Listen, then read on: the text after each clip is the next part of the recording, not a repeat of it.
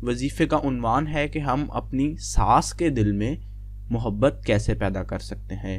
हमारी बहुत सी बहनों ने हमें ये मसला भेजा, मैसेज भेजे इसके ऊपर कि हम अपनी सास के दिल में अपने लिए मोहब्बत कम तलाश करते हैं, हमें मोहब्बत कम लगती है, तो हम इस मोहब्बत में इजाफ़ा करना चाहते हैं या सिरे से ही मोहब्बत पैदा करना चाहते हैं। तो कोई ऐसी आयत, कोई ऐसा कलाम, कोई ऐसा अल्लाह का कलाम बताइए, कोई वजीफ़ा बताइए कि हम इस अमल को कर सकें। तो आज हम इसी तरह के एक ऐसे कलाम के साथ आपके सामने हाजिर हुए हैं जिससे आप अपनी सास के दिल में अपने लिए मोहब्बत पैदा कर सकते हैं। नेज़ मैं यहाँ वाज़े करता चलूँ कि नेज़ सिर्फ सास ही नहीं, आप सबके दिल में हर जायज़ मोहब्बत आप इससे पैदा कर सकते हैं। यानी कि आप अपने बेटे के दिल में अपने लिए मोहब्बत पैदा कर सकते हैं, अपने किसी भी अपने बहन भाई के दिल में अपने लिए मोहब्बत पैदा कर सकते हैं।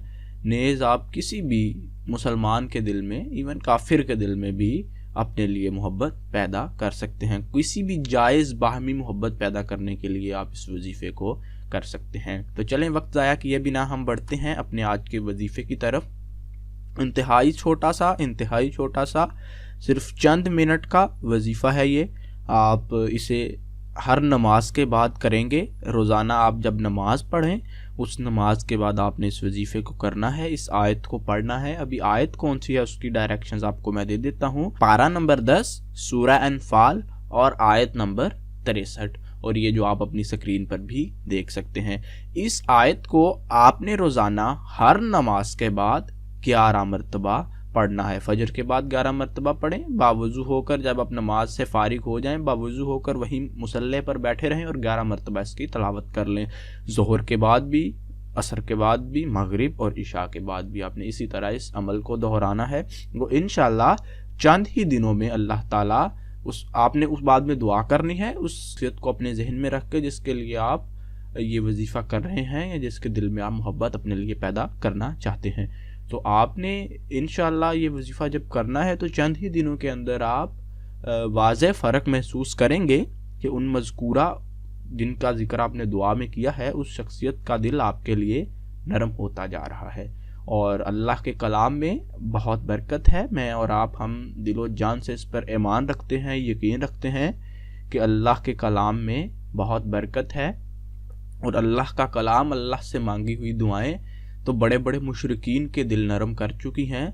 यहाँ मैं एक वाक़या आपको सामने डिस्कस करना चाहता हूँ। वो इंतहाई अहम वाक़या है, इंतहाई मशहूर वाक़या है इस्लामी तारीख़ का कि हज़रत उमर रज़ी अल्लाह ताला, हज़रत उमर बिन ख़त्ताब रज़ी अल्लाह ताला अन्हु का कबूल इस्लाम का वाक़या। जब आप सल्लल्लाहु अलैहि वसल्लम ने अल्लाह के सामने दुआ की कि या अल्लाह 2 उम्रों में से एक उम्र को इस्लाम की ढाल बना दे, इस्लाम के दायरे में ले आया। यानी 2 उम्र से मुराद एक उमर बिन ख़त्ताब रज़ी अल्लाह ताला अन्हु और अबू जहल का भी नाम बुनियादी तौर पर उमर ही था। तो इन 2 उम्रों से मुराद आप सल्लम की ये था, ये 2 शख्सियात थी।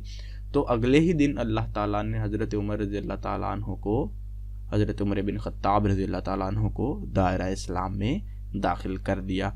तो आप बराए मेहरबानी इस वजीफ़े को कीजिए, साथ साथ अल्लाह के हुजूर दुआएं कीजिए उस शख्सियत का नाम लेकर कि या अल्लाह मैं इस शख्सियत के दिल में अपने लिए मोहब्बत पैदा करना चाहता हूँ, तो उनके दिल में मेरे लिए मोहब्बत पैदा फरमा दे।